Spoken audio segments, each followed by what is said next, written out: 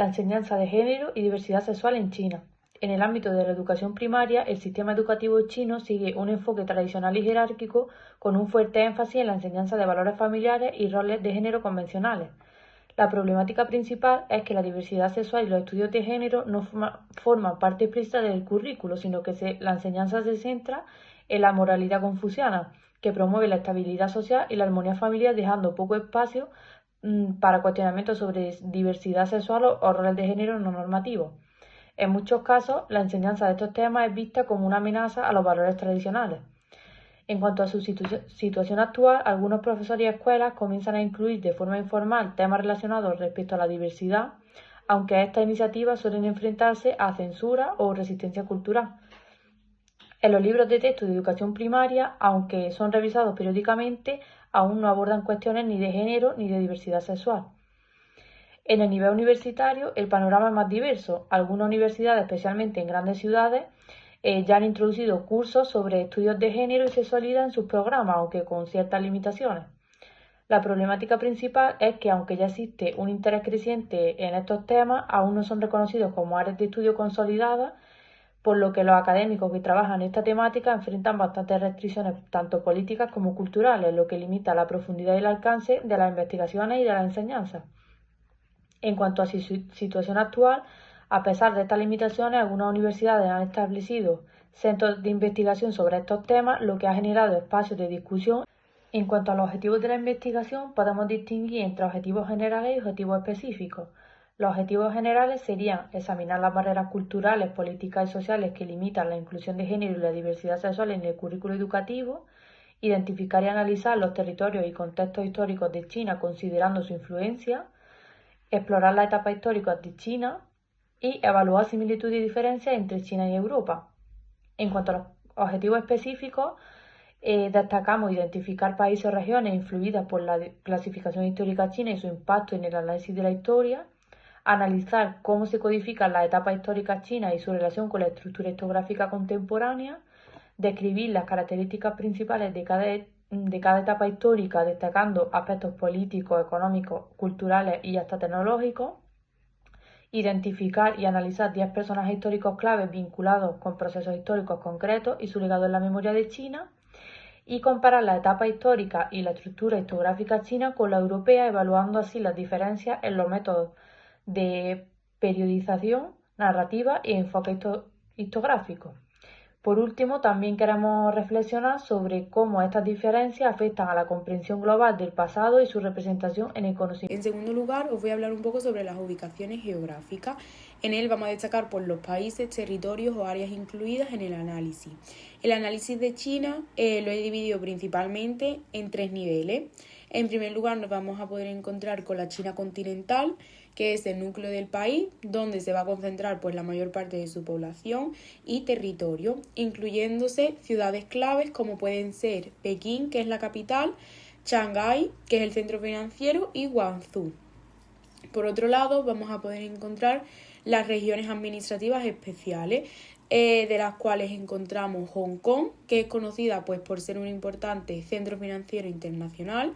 Tiene un sistema político y económico distinto al resto de China, ya que este pues se basa principalmente en el capitalismo. Por otro lado, nos vamos a poder encontrar con Macao, que es la antigua colonia portuguesa y que ahora pues es un importante destino turístico y de juegos de azar. Y por último nos vamos a poder encontrar con Taiwán, que aunque tiene un gobierno propio diferente al de China y se considera pues independiente, China lo reclama como parte de su territorio. Además, históricamente la influencia de China ha abarcado otros países de Asia Oriental y del sudeste asiático, debido a su papel central en la región. Por otro lado, en cuanto a la delimitación geográfica de China y sus fronteras de extensión territorial, vamos a poder destacar en primer lugar que China tiene una superficie de 9,6 millones de kilómetros, lo que la convierte pues en el tercer país más grande del mundo. En segundo lugar, su territorio va desde el desierto de Gobi, en el norte de la cordillera del Himalaya, en el sur, y desde la meseta del Tíbet, en el oeste, hasta las llanuras costeras del este. Por otro lado encontramos las fronteras terrestres, que va a delimitarse con 14 países, lo que la convierte pues en el país con más vecinos terrestres. Cada frontera pues tiene una serie de características únicas, como puede ser por ejemplo el caso de India y Nepal, que están divididas por los Himalayas, incluyéndose también el monte Everest.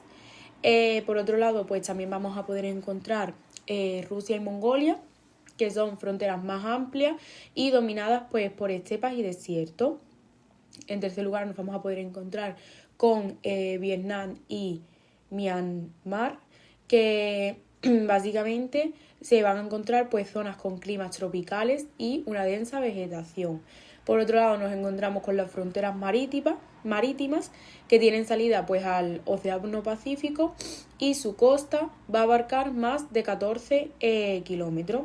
Abarca también mares claves, como puede ser el caso del Mar de China Meridional, que básicamente las características principales que tiene es rico en recursos y dispuestos y disputados territorialmente. Las características de China, la historia de China se puede dividir en diferentes tipos de etapas que muestran transformaciones y cambios que vienen dados por la evolución tanto política como cultural y social. A continuación voy a describir pues, las características más destacadas de cada una de las principales etapas históricas de China, las cuales son pues China antigua, el Imperio clásico, la Edad Media, el Imperio tardío y China. En cuanto a las cronologías de las etapas históricas de China, vamos a empezar por la China antigua, que va desde el 2100 a.C. al 221 a.C. En él vamos a encontrar principalmente la dinastía Xia, Shang y Zhongnu, donde se desarrollaron pues, los primeros sistemas políticos y filosofías, como puede ser el caso del confucianismo. Además se desarrolla la escritura. El segundo periodo que nos vamos a poder encontrar es el Imperio Clásico, que va a ir desde el 221 a.C. al 220 después del Cristo. Y vamos a poder encontrar las dinastías Qin y Han. Qin Shi Huang unificó China y comenzó pues, con la Gran Muralla. Sin embargo, durante la dinastía Han se estableció la ruta de la seda y también se fortaleció la escritura imperial. En tercer lugar nos vamos a poder encontrar con la Edad Media, que va a ir desde el 220 hasta el 1368, donde se van a encontrar pues, los periodos de las 6 dinastías, Tang y Song, y hubo una separación de la dinastía Han debido pues, a la unificación por la dinastía Tang, conocida como la Edad de Oro de China. Además, en la dinastía Song se produjeron tres avances muy importantes, que son la brújula, la imprenta y la pólvora. En cuarto lugar nos encontramos con el Imperio tardío, que va a ir desde 1368 a 1912, donde vamos a poder encontrar pues, con las dinastías Ming y Qing, con una etapa de florecimiento cultural y contacto con potencias extranjeras. Además, la dinastía Qing fue la última que fue marcada por conflictos internos y externos. Posteriormente nos vamos a poder encontrar con la China moderna, que va a ir desde 1912 hasta la actualidad. Y las características pues, que vamos a poder encontrar de ella van a ser la República y la República Popular China, donde hubo pues una caída del sistema imperial y también una guerra civil y un establecimiento de gobiernos comunistas en 1940. Yo voy a hablar sobre la codificación de las etapas históricas de China. Esta comenzó con la dinastía Han en el año 202 a.C.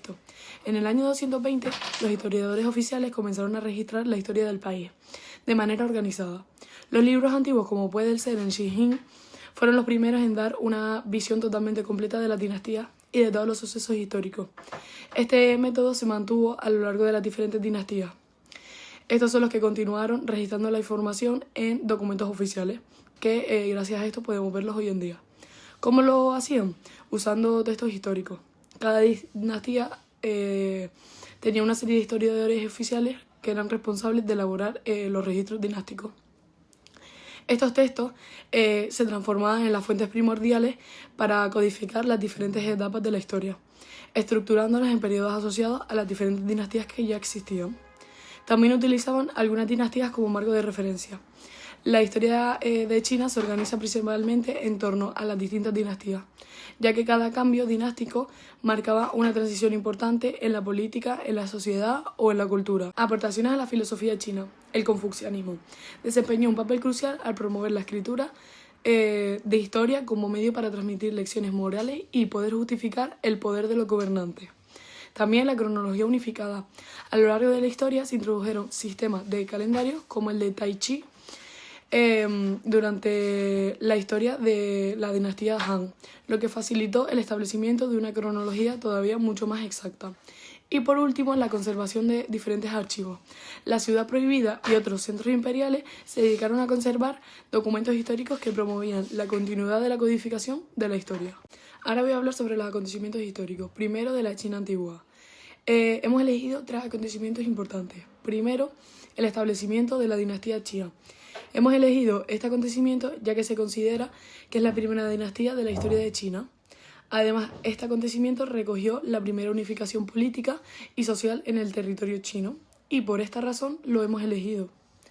El segundo acontecimiento que hemos elegido ha sido el desarrollo de la escritura china, ya que la dinastía Shang ya fue conocida por crear los primeros registros escritos sobre huesos y caparazones de tortuga. Además, la escritura china es una de las contribuciones más duraderas de la historia china y es crucial para la preservación de las historias y de todas las costumbres que existieron. Y por último, la filosofía y las religiones tempranas, ya que durante dicha dinastía se consolidaron filosofías como el confucianismo, del que hemos hablado antes, y el taoísmo, que influyeron profundamente en la cultura china, gracias a la importancia que llegaron a tener.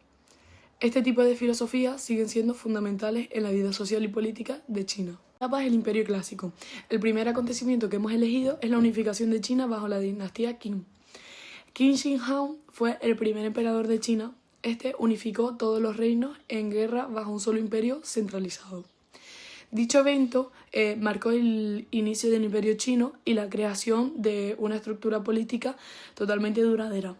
El segundo acontecimiento es la construcción de la Gran Muralla China. Qin Shi Huang ordenó la construcción de la primera versión de la Gran Muralla para proteger el imperio de las invasiones, por lo que esta simboliza la capacidad de China para organizar grandes obras públicas y su defensa. Y el último acontecimiento que hemos elegido es el establecimiento de la Ruta de la Seda durante la dinastía Han. Esto ocurrió bajo la dinastía Han. La Ruta de la Seda facilitó el comercio con el mundo occidental, introduciendo bienes, ideas y culturas extranjeras en China. Este fue el primer acontecimiento que hemos elegido, es la invasión de los mongoles y el establecimiento de la dinastía Yuan.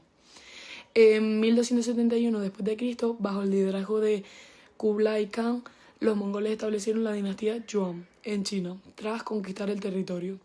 Este evento marcó la primera vez en la historia que todo el país fue gobernado por un poder extranjero. El segundo acontecimiento fue la dinastía Tang y su Edad de Oro. La dinastía Tang marcó una época de esplendor cultural y expansión territorial en China. Este periodo destacó por notables avances en arte, literatura y ciencia, consolidando a China como un centro cultural y político influyente en Asia. Y el tercer acontecimiento que hemos elegido es el cisma y fragmentación. Los 3 reinados tras la caída de la dinastía Han, China se fragmentó en los 3 reinos de Wei, Shu y Wu, marcando un periodo de constante conflicto militar y división política. Este cisma influyó profundamente en la estrategia militar y la organización política de China, convirtiéndose en una de las épocas más estudiadas por su impacto. La siguiente etapa es el Imperio Tardío. El primer acontecimiento importante que hemos elegido es la fundación de la dinastía Ming. Su Guangxuan fue el líder de la rebelión popular contra la ocupación mongola. Fundó la dinastía Ming, marcando el fin de la dinastía Yuan. Este acontecimiento representó la restauración del control chino sobre su territorio tras casi un siglo de dominio totalmente extranjero. El siguiente acontecimiento son las exploraciones de Zheng He. El almirante Zheng He lideró 7 expediciones marítimas que llegaron la influencia china al sudeste asiático, Asia del Sur y África. Estas misiones demostraron al poder naval de China y ampliaron su presencia diplomática y al comercio en el mundo. Y por último, la caída de la dinastía Qing y la revolución de 1911. La revolución Xinhai puso fin a la dinastía Qing, la última dinastía imperial de China, marcando el colapso del sistema monárquico que había gobernado por más de 1000 años. Este evento dio lugar a la fundación de la Revolución de China, iniciando una nueva era en la historia política del país y sentando las bases para la modernización y las reformas sociales. Pues bueno, os voy a contar un poco sobre la China moderna desde 1912 hasta la actualidad. Los 3 acontecimientos importantes que tuvieron lugar fue la fundación de la República de China en 1912. En 1912 la revolución Xinhai derrocó la dinastía Qing, estableciendo así pues, la República de China, el primer gobierno republicano del país. Este evento marcó el fin del sistema imperial, iniciándose así pues, una nueva era política en China. En segundo lugar, el segundo evento fue la Revolución Cultural, que tuvo lugar desde 1966 hasta 1976. Entre este periodo de tiempo, Mao Zedong lanzó la Revolución Cultural para poder así consolidar su poder, resultando en purgas políticas, destrucción de patrimonio cultural y una violencia masiva. A pesar pues, de esta devastación, esta campaña alteró profundamente la estructura política y social de China, marcando una gran ruptura con las tradiciones pasadas y preparando el camino para las reformas posteriores. Tras la muerte de Mao Zedong en 1976. Y por último, otra característica muy importante de este periodo de tiempo fueron las reformas económicas que realizó Deng Xiaoping en 1978. En 1978, este autor que os he mencionado implementó reformas económicas que liberalizaron parcialmente la economía china, lo que permitió un rápido crecimiento y convirtió a China en una de las mayores pues, economías globales. También cabe destacar que estas reformas marcaron el inicio de la integración de China en el mercado global y también esto conllevó a su ascenso económico. Bueno, en este apartado vamos a nombrar a 10 personajes de las distintas épocas de China. El primero va a ser Confucio, que nació en el año 551 a.C. y falleció en el 479, en el estado de Lu, que es el actual Shandong en China. Confucio fue un pensador, maestro y político chino conocido como Confucio. Desarrolló ideas centradas en la moralidad, la justicia, la sinceridad y el orden social. Su filosofía propuso un sistema ético basado en 5 relaciones fundamentales: padre e hijo, gobernador súbdito, esposo, esposa, hermano mayor y menor y amigo y amigo, para mantener la armonía. Además, abogó por un liderazgo virtuoso y la meritocracia en el gobierno. Ahora vamos a decir por qué lo hemos escogido. Y las razones son porque hemos escogido su enseñanza porque su influencia trasciende en el tiempo y las fronteras, siendo fundamentales para entender la historia de China y el pensamiento universal. Sus ideas no solo moldearon la cultura y las instituciones chinas, sino también impactaron profundamente en sociedades de Asia, como Corea y Japón y Vietnam. Además, su énfasis en la ética, la educación y la armonía social sigue siendo relevante en los debates contemporáneos sobre política, liderazgo y valor humano. Es Wu Dehan, que su nombre real era Liu Che. Este nació en el año 156 a.C. y falleció en el año 87 a.C. en Chang'an, en China también. El emperador Wu de la dinastía Han jugó un papel fundamental para la expansión territorial del imperio, extendiendo su dominio hacia Asia Central y el noroeste de China y el Tíbet. Además, consolidó la ruta de la seda, estableciendo conexiones comerciales cruciales que influyeron en la economía y la cultura de China. Durante este reinado, promovió el confucianismo como ideología estatal, fortaleciendo la administración central y estableciendo un legado cultural que perduró durante las dinastías posteriores. Hemos escogido al emperador Wu porque representa un periodo de expansión territorial y fortalecimiento cultural en la historia de China. Su apoyo al confucianismo como ideología estatal sentó las bases de la cohesión política y social durante la dinastía Han. Además, su promoción de la ruta de la seda no solo consolidó la economía y el comercio, sino que también abrió a China al intercambio cultural con otras civilizaciones. Su reinado fue clave para la consolidación del imperio, de un imperio duradero y próspero. Tenemos a la primera mujer que hemos escogido en esta selección y se llama Wang Zhao. Nació en el 45 después de Cristo y falleció en el 116 después de Cristo en Anlin, en China. Ella fue una historiadora, poeta y académica destacada de la dinastía Han, reconocida por sus importantes contribuciones intelectuales y literarias. Participó en la financiación del libro de Han, una de las primeras historias oficiales de China. En el personaje encontramos a otra mujer que se llama Wu Zetian. Ella nació en el 624 después de Cristo y falleció en el 705 después de Cristo en Wenzhou, China. Wu Zetian fue la única emperatriz de China, gobernando durante la dinastía Tang y fundando la breve dinastía Zhou. Ascendió al poder tras superar grandes obstáculos, primero como consorte del emperador Taizong y luego como emperatriz, viuda de su hijo. Durante su reinado reformó la administración estatal. También apoyó el budismo, promoviendo su difusión en China.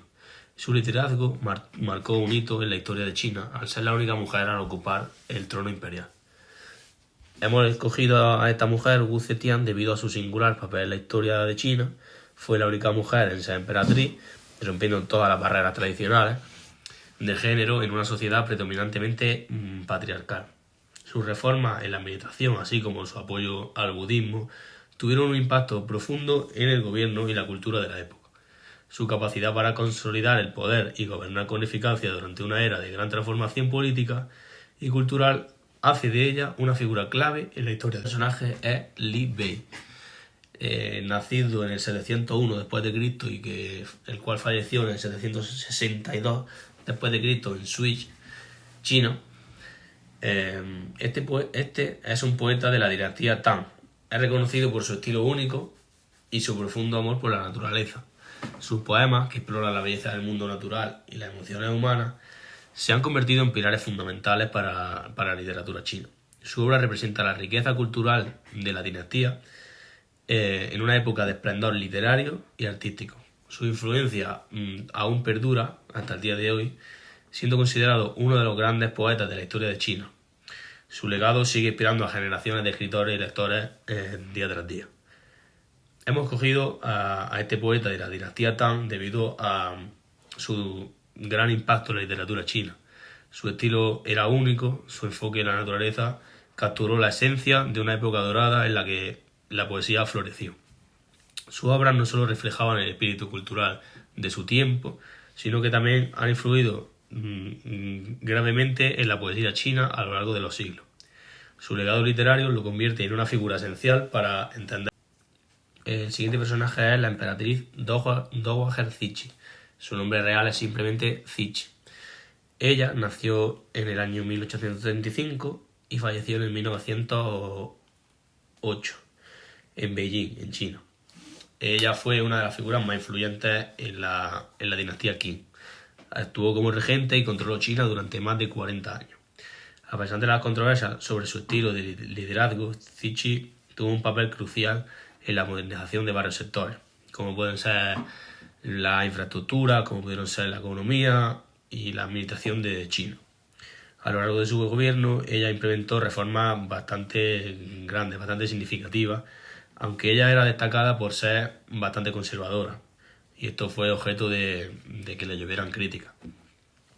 La hemos escogido a Cixi porque tuvo un papel crucial en la historia de la dinastía Qing, aunque su liderazgo es verdad que fue polémico, pero su capacidad para gobernar durante más de 4 décadas en un contexto bastante complejo, podemos decir, la convierte en una figura central. A través de su habilidad para gestionar presiones internas, pero sobre todo externas, Cixi dejó una huella imborrable en la dinastía y en los eventos que llevaron a la transición de China hacia el siglo XX. Le hace una figura imprescindible en el estudio. Pues el siguiente que hemos cogido se llama Sun Yat-sen. Este nació en el 1866 y falleció en el 1925 en Guangdong, en China. Este fue un líder revolucionario que tuvo un papel clave en el fin de la monarquía y la creación de la República de China. Como primer presidente provisional lideró el proceso que derrocó la dinastía Qing y permitió el establecimiento de una nueva era política. Su impulso a la revolución, que acabó con siglos de gobierno imperial, fue fundamental para la transición de China. Pero aunque su vida fue muy corta, su legado perdura, siendo uno de los arquitectos más importantes de la China contemporánea. Este personaje lo hemos escogido porque fue un gran líder revolucionario, tuvo un papel esencial en la transición de China hacia una república, y su lucha contra la monarquía y su liderazgo en el proceso pues le convierte en una figura clave en la historia del país. Su visión de una China libre de las estructuras imperiales y su impacto a la política de principios del siglo XX han dejado una huella duradera en la formación de la... Último personaje tenemos a Mao Zedong. Este es el más reciente, que nació en el 1893 y falleció en el 1976 en Shaoxiang, también en China. Mao Zedong fue el fundador de la República Popular China y una de las figuras más influyentes de este siglo XX. Como líder del Partido Comunista, Mao llevó a cabo bastantes transformaciones radicales, implementando reformas que incluyeron la colectivización de la agricultura y la industrialización forzada, por ejemplo. A pesar de sus esfuerzos por modernizar China y convertirla en una potencia comunista, muchas de sus políticas, como el Gran Salto adelante y la Revolución Cultural, tuvieron consecuencias bastante devastadoras. Sobre todo causaron bastantes muertes y un gran sufrimiento. Lo hemos elegido porque, como líder de la Revolución China y fundador de la República Popular China, Mao transformó bastante el país, llevándolo hacia un comunismo, y a pesar de las consecuencias devastadoras de algunas de sus políticas, su figura sigue siendo crucial para entender el camino que China tomó durante el siglo XX. Su influencia sigue hasta el día de hoy en el sistema político-social, lo que convierte en una figura central en la historia de la China moderna, sobre todo. Una comparación entre China y Europa. Si nos centramos en la historia política, en China las dinastías unificaron el territorio bajo gobiernos centralizados. La revolución Xinhai de 1911 acabó con la monarquía, similar al fin de la monarquía absoluta en Europa durante la Revolución Francesa.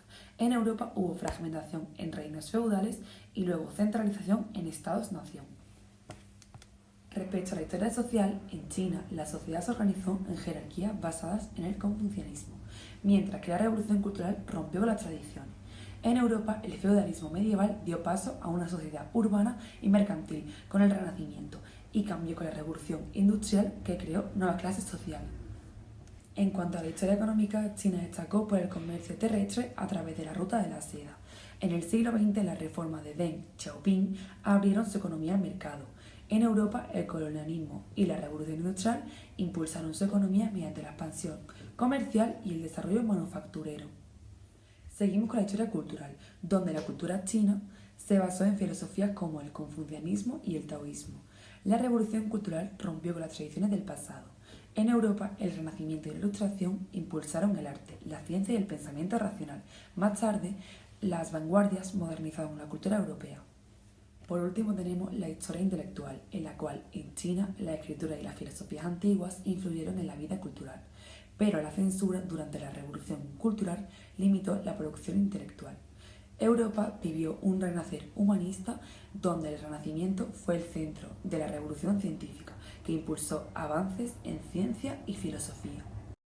Como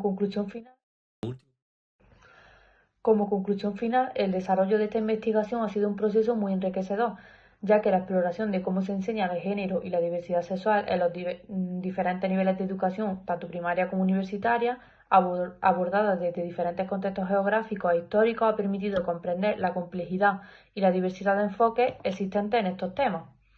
Uno de los aspectos más llamativos ha sido el análisis comparativo entre China y Europa, ya que este ejercicio ha puesto en evidencia las marcadas diferencias en la manera en que se aborda la educación en la diversidad y los estudios de género en distintos contextos, tanto culturales como educativos. Las diferencias en las prioridades, las resistencias y los avances son indicativas de cómo la historia y la política y la cultura influyen directamente en las prácticas pedagógicas. La delimitación geográfica y la contextualización histórica también han sido elementos destacables, ya que a través de ellos y de la identificación de sus etapas, el trabajo nos ha ofrecido una perspectiva profunda sobre los procesos que han moldeado las actitudes actuales hacia el género y la diversidad sexual. Estos marcos históricos son esenciales para entender no solo el presente, sino también las posibles direcciones futuras en términos educativos y sociales. Uno de los desafíos más significativos ha sido seleccionar y sintetizar la información más relevante de un tema tan amplio y multidimensional. La identificación de los personajes históricos y la justificación de su relevancia en particular requirió un riguroso análisis para garantizar que su inclusión fuera significativa y perteneciente al contexto del trabajo. Lo que más ha captado nuestra atención es la riqueza de enfoque y la diversidad de perspectivas utilizadas para abordar este tema. Cada apartado ha ofrecido un ángulo distinto y complementario que enriquece el entendimiento de este tema. El trabajo ha destacado la importancia de una educación inclusiva y consciente que reconozca la diversidad como un valor esencial para la sociedad. La investigación no solo ha permitido identificar desafíos y carencias, sino también visualizar oportunidades para integrar estos temas de manera más equitativa y efectiva en los sistemas educativos. En resumen, el proceso ha sido tanto un desafío intelectual como una experiencia gratificante. Ha subrayado la relevancia de trabajar hacia una educación más inclusiva, fundamentada en una comprensión histórica y cultural, y la necesidad de seguir investigando y reflexionando